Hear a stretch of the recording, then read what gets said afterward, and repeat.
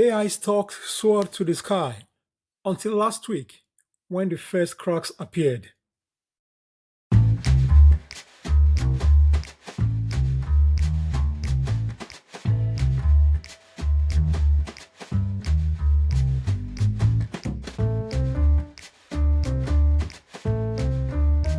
Welcome to Data Life, the podcast that explores the intersection of data, technology, and everyday life.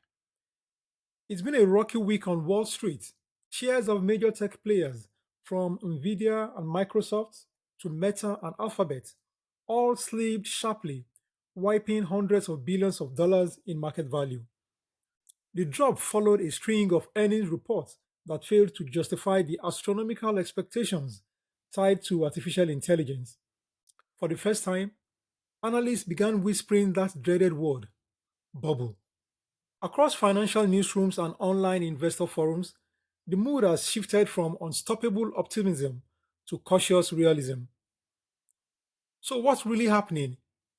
Is AI just hitting a reality check, or are we witnessing the rise and possible fall of the biggest tech boom since the dot com era? Over the past 24 months, AI has transformed from just a buzzword to business model. Venture capitalists have poured over $50 billion into AI startups, many still without proven revenue. Meanwhile, big tech has gone all in. Microsoft, Google, and Amazon have committed tens of billions to cloud infrastructure and custom AI chips. Nvidia's stock tripled in a single year. Like the internet boom of the late 1990s, investors rushed in, afraid of missing out on the next revolution. But when the hype curve peaks, the real test begins.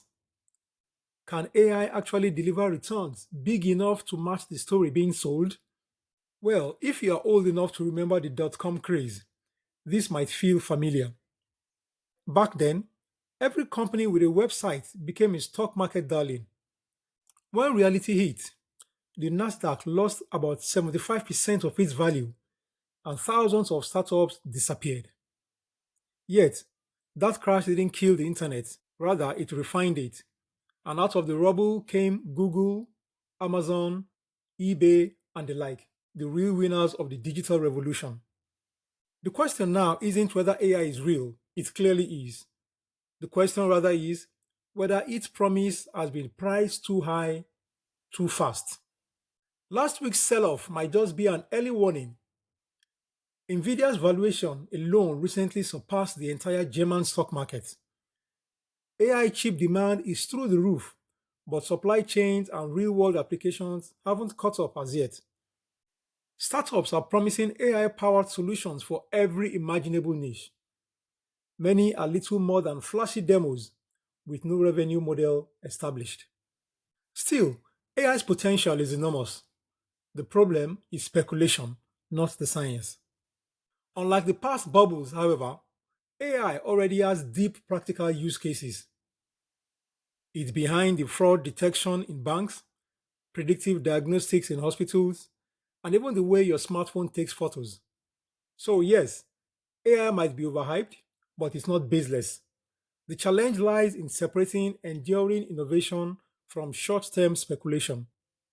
Just as the dot com crash birthed the modern internet, any AI correction could clear the noise and strengthen the foundation of tomorrow's tech economy.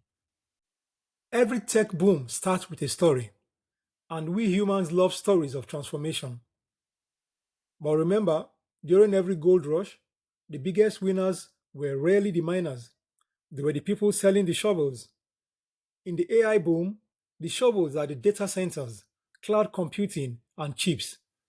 The question is who is selling them and who is actually using them to build something lasting.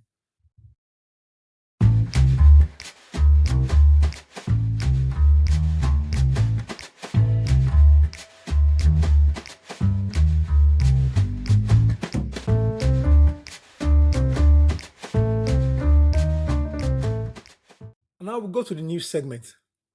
Amazon has announced the launch of the Amazon Bazaar app in Nigeria, bringing a new shopping experience with hundreds of thousands of affordable products across fashion, home, and lifestyle categories to to customers.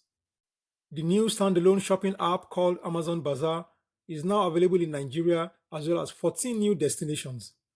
Shoppers can browse fashion, home goods, and lifestyle products, with most items under 15,000 naira, while others that reach 30,000 naira qualify for free delivery with a standard delivery charge for smaller orders. The Transport Workers Union of Kenya has announced its intention to file a petition against ride hailing companies Uber and Bolt over what the union described as unfair, exploitative, and unlawful digital labor practices that violate drivers' constitutional rights. This was disclosed by the General Secretary of the union, Nicholas Ogola.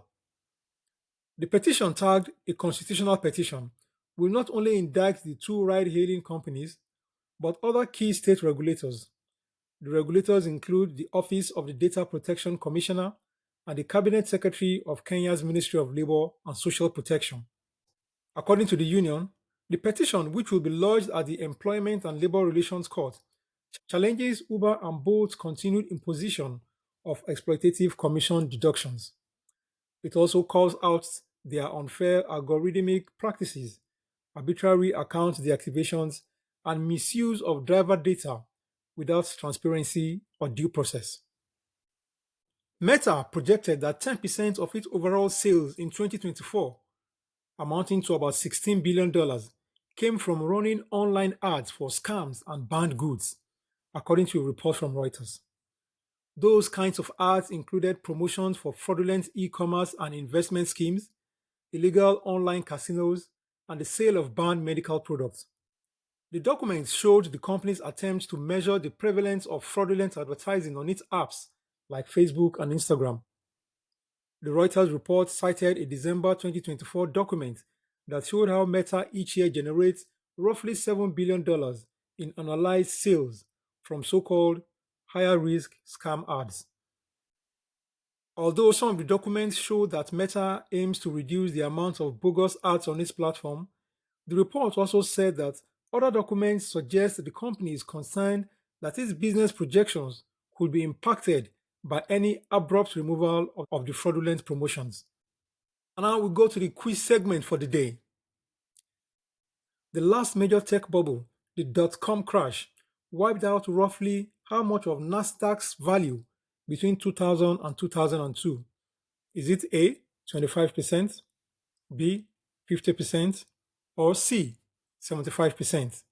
Drop your answer in the comments. We'll be waiting to see them. And with that, we wrap up this week's edition of Data Life. Join us for a fresh, insightful edition next week. See you then. I am your host, Biodun Dare.